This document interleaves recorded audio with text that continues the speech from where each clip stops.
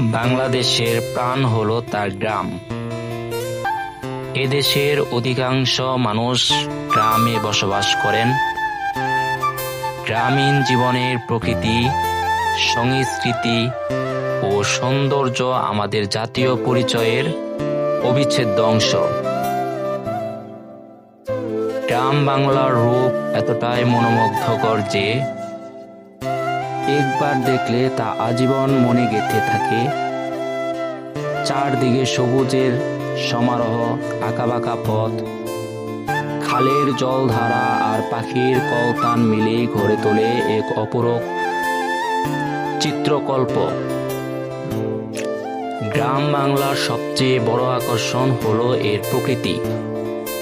ক্ষেতের সবুজ ধান গাছ, বাতাসে ধুলতে থাকা সোনালী শস্য, গাছের ছায়া ঘেরা পথ আর নদীর স্বচ্ছ জল এক অপার্থিব দৃশ্য তৈরি করে। ভোরবেলা মোরগের ডাক,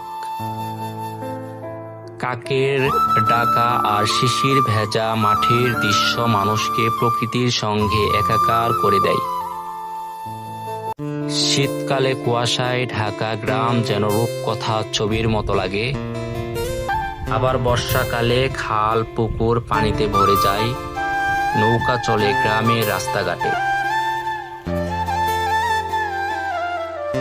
গ্রামীণ মানুষ সাধারণত কৃষিকাজে নিয়োজিত থাকে।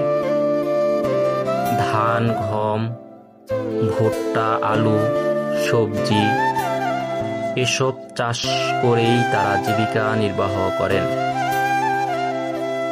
কৃষকের ঘামে ভেজা মাঠই আমাদের খাদ্যের মূল উৎস। পাশাপাশি মৎস্য চাষ, গবাদি পশুপালন, তাঁত শিল্প ও হস্তশিল্প ও গ্রামের মানুষের জীবনের অংশ। গ্রামীণ জীবনের সরলতা আলাদা আনন্দ দেয়। গ্রামের মানুষ অতিথি আপ্যায়নে অনেকটাই সেরা। অতিথি এলে তারা আন্তরিকভাবে আপ্যায়ন করে।